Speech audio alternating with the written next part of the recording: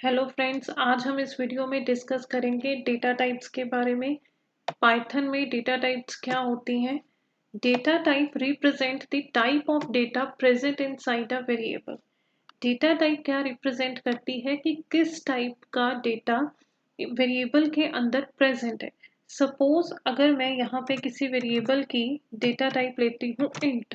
मैंने एक वेरिएबल लिया ए, उसकी डेटा टाइप क्या है इंट। तो ये जो ए वेरिएबल है ये किस टाइप की वैल्यू स्टोर करवा सकता है, इंटीजर टाइप की। ऐसे ही सपोज अगर मैं वेरिएबल लेती हूँ बी और उसकी डेटा टाइप सेट करती हूँ फ्लोट, तो ये जो बी है वो किस टाइप की वैल्यूज को होल्ड कर सकता है, फ्लोट टाइप की वैल्यूज को। अगर हम पाइथन की बात करें, इस साइड राइट साइड पे आप देख सकते हैं, अगर हम पाइथन की बात करें तो यहाँ पे पहले भी हमने डिस्कस करा था कि पाइथन जो है एक डायनामिकली टाइप्ड लैंग्वेज है। आपको एक्सप्लिसिटली टाइप मेंशन करने की ज़रूरत नहीं है कि जो वेरिएबल है हमारा किस टाइप का है। आप जो वैल्यू उसके अंदर स्टोर करवाओगे उसके अकॉर्डिंग वो उसकी टाइप सेट कर देगा। जैसे यहाँ पे मैंने एक वेरिएबल लिया ए और उसके अंदर मैंने वैल्यू डाली 10, और अब मैं इसकी अगर टाइप प्रिंट करवाना चाहती हूँ, यहाँ पे हमारे पास पाइथन में एक फंक्शन होता है टाइप चेक करने का कि वेरिएबल की टाइप कौन सी है। अगर मैं अब यहाँ पे टाइप चेक करूँ ए की टाइप कौन सी है, तो यहाँ पे कौन सी टाइप उसने प्रिंट करी है, इंट टाइप। यहाँ पे हमने एक्सप्लिसिटली मेंशन नहीं करा कि ए जो है वो इंटीजर का है। हमने जो वैल्यू डाली है वो इंटीजर की है, तो उसके अकॉर्डिंग ऑटोमेटिकली जो टाइप हमारी सेट हुई है वो क्या हुई है, इंटीजर है। ऐसे ही सपोज अगर मैं वेरिएबल ले लेती हूँ बी और बी की जो वैल्यू है मैं उसमें डाल देती हूँ फ्लोट वैल्यू 12.67। अब मैं अगर इसकी टाइप चेक करूँ बी की, तो हमारे पास क्या प्रिंट होगा, फ्लोट, क्योंकि ये वैल्यू क्या थी, फ्लोट की थी। तो पाइथन जो है हमारे पास एक डायनामिकली टाइप लैंग्वेज है, इसमें हमें एक्सप्लिसिटली खुद से टाइप मेंशन करने की ज़रूरत नहीं है। पाइथन में बहुत सारी डेटा टाइप्स हैं, आज हम डिस्कस करेंगे int data type. Int data type used होती है टू रिप्रेजेंट करने के लिए इंटेग्रल वैल्यूज को। अगर कोई वेरिएबल इंट का है तो उसके अंदर हम क्या स्टोर करवा सकते हैं, इंटीजर स्टोर करवा सकते हैं, होल नंबर्स भी हम उनको बोल सकते हैं। जैसे हमारे पास सपोज है 1, 2, 10, 20, ऐसे नंबर्स जो होते हैं विदाउट एनी डेसिमल पॉइंट उनको हम क्या बोलते हैं, whole numbers, integral values. Int data type इनको रिप्रेजेंट करती है, होल नंबर्स को। जैसे ये था हमारे पास 10, ये विदाउट एनी डेसिमल पॉइंट था, तो ये क्या है हमारे पास, इंटीजर है। इंट वैल्यूज को आप डिफरेंट फॉर्म्स में रिप्रेजेंट करवा सकते हो, decimal form, binary form, octal form, hexadecimal form. सबसे पहले अगर हम बात करें डेसिमल फॉर्म की, डेसिमल फॉर्म में बेस क्या होता है, हमारे पास 10 होता है, और डिफॉल्ट नंबर सिस्टम जो पाइथन में है वो हमारे पास डेसिमल ही है। अगर आप एक्सप्लिसिटली कोई फॉर्म मेंशन नहीं करते हो तो वो कौन सा कंसीडर करेगा उसको, डेसिमल फॉर्म। जैसे हमारे पास यहाँ पे है 10, ये जो हमने 10 लिया यहाँ पे हमने एक्सप्लिसिटली कोई भी फॉर्म मेंशन नहीं करी, तो ये 10 किस में कंसीडर करेगा, डेसिमल फॉर्म में। और इसमें डिजिट्स कौन से अलाउड है, 0 to 9। नेक्स्ट हमारे पास है बाइनरी फॉर्म। बाइनरी फॉर्म के अंदर हमारा बेस क्या है, 2 है। इसमें सिर्फ दो डिजिट्स अलाउड है, 0 एंड 1। और जब भी हम बाइनरी फॉर्म में स्पेसिफाई करेंगे वैल्यू को, तो वो जो लिटरल वैल्यू है शुड बी प्रीफिक्स्ड विथ, हम उसको प्रीफिक्स्ड करेंगे किसके साथ, 0 बी के साथ। बी आप स्मॉल में भी लिख सकते हो, कैपिटल में भी लिख सकते हो। इसकी भी हम एक एग्जांपल देख लेते हैं। सपोज मैंने एक वेरिएबल लिया, उसमें मैं बाइनरी वैल्यू जो है इंटीजर की वो स्पेसिफाई करूंगी, 0 बी। बी आप स्मॉल में भी लिख सकते हो, कैपिटल में भी लिख सकते हो। डिजिट्स कौन से अलाउड है इसमें, सिर्फ 0 और 1। तो मैं यहाँ पे लिख देती हूँ 101।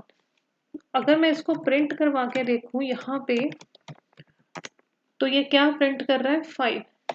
आप बीइंग अ प्रोग्रामर, आप जो वैल्यू स्पेसिफाई करोगे वो आप बाइनरी में भी कर सकते हो, डेसिमल, ऑक्टल, हेक्साडेसिमल, किसी भी फॉर्म में कर सकते हो, बट जो पाइथन है पीवीएम जो है पाइथन वर्चुअल मशीन, वो उसको ऑलवेज डेसिमल में ही प्रिंट करेगा। जैसे ये हमने वैल्यू कौन सी ली, 101, 101 बाइनरी फॉर्म में है, इसकी डेसिमल वैल्यू क्या होती है, 5। ऐसे ही नेक्स्ट हमारे पास फॉर्म है ऑक्टल फॉर्म। ऑक्टल फॉर्म जो है उसका बेस है 8 और उसमें डिजिट्स कौन से अलाउड है, 0 to 7। और इसकी जो भी लिटरल वैल्यू होगी वो किसके साथ प्रीफिक्स्ड होगी, 0 O के साथ। जैसे सपोज यहाँ पे मैं एक एग्जांपल ले लेती हूँ, y इक्वल्स टू 0 O, और ऑक्टल में डिजिट्स कौन से अलाउड है, 0 to 7। तो मैं ले लेती हूँ 67। अब इसको हम प्रिंट करवा के देखें तो ये क्या प्रिंट हुआ, 55। ये जो वैल्यू है ये डेसिमल वैल्यू है। ये जो ऑक्टल वैल्यू थी 67, उसका डेसिमल क्या है, 55, वो प्रिंट हुआ है। नेक्स्ट हमारे पास है हेक्साडेसिमल फॉर्म। हेक्साडेसिमल का बेस जो होता है वो है 16 और 0 to 9 यहाँ पे डिजिट्स अलाउड है। उसके बाद हमारे पास आ जाते हैं A to F। A means 10, B means 11, ऐसे ही F तक हम जाएंगे, F मीन्स 15।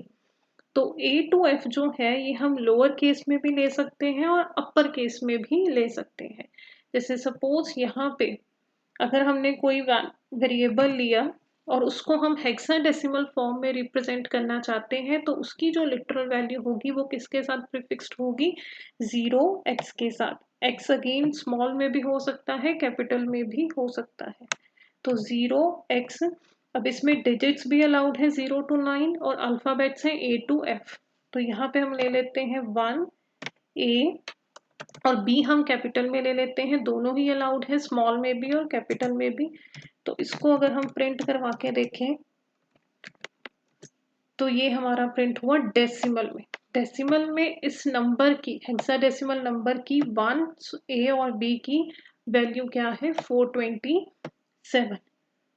तो इसको अगर आप नेगेटिव में भी लेना चाहो, अगर इन वैल्यूज को अगर आप नेगेटिव में भी लेना चाहो तो वो भी एक्सेप्टेबल है। सपोज मैंने लिया एक वेरिएबल k और उसके अंदर मैंने वैल्यू डाली बाइनरी फॉर्म में बट नेगेटिव में, 0 B कैपिटल में ले लेते हैं, फिर से 101 ले लेते हैं।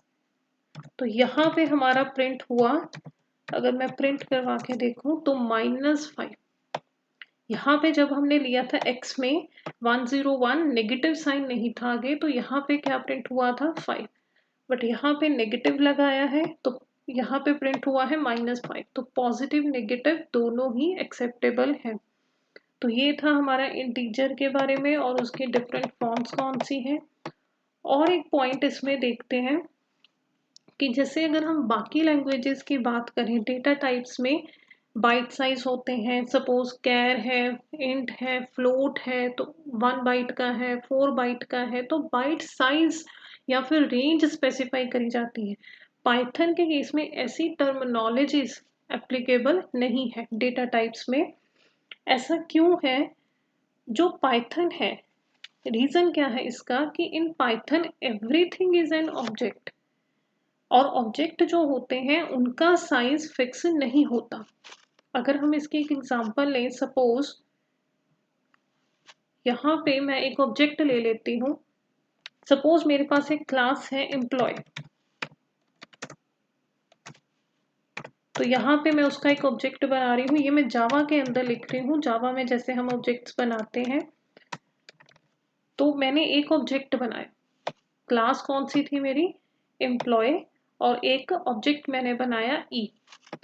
अब जब ये ऑब्जेक्ट बनेगा, ये एक ऑब्जेक्ट बनाया मैंने, और ई जो है, ई क्या है हमारे पास, एक रेफरेंस वेरिएबल। ये हमारे पास एक ऑब्जेक्ट बना और सपोज इसके अंदर हमारे पास दो वैल्यूज हैं।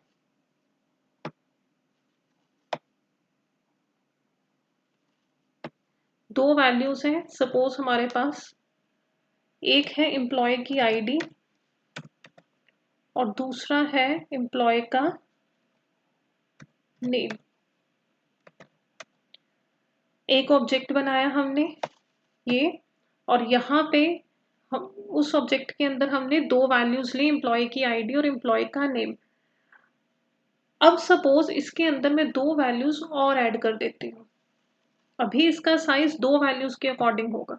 अब दो वैल्यूज मैंने और ऐड कर दी, सपोज एम्प्लॉय का एड्रेस और मोबाइल नंबर। अब जो इसका साइज होगा वो 4 वैल्यूज के अकॉर्डिंग होगा। पहले उसमें सिर्फ दो वैल्यूज थी, साइज कुछ और था। अब इसमें 4 वैल्यूज होल्ड कर रहा है ये ऑब्जेक्ट, अब इसका साइज कुछ और होगा। तो ऑब्जेक्ट जो होते हैं उनका साइज जो है वो फिक्स्ड नहीं होता। पाइथन के अंदर भी क्या है, जो हर एक चीज आप बनाते हो, इंट की वैल्यू है, फ्लोट की है, बुलियन की है, वो सारे क्या है, ऑब्जेक्ट है। इसलिए उनका जो साइज है वो फिक्स्ड नहीं है। सपोज आपने पाइथन में लिखा, सपोज आपने पाइथन में एक स्टेटमेंट लिखी i इक्वल्स टू 10, तो ये क्या क्रिएट होगा, ये एक ऑब्जेक्ट क्रिएट होगा। और ये क्या होगा, एक ऑब्जेक्ट क्रिएट होगा। वैल्यू क्या है 10, और हमारे पास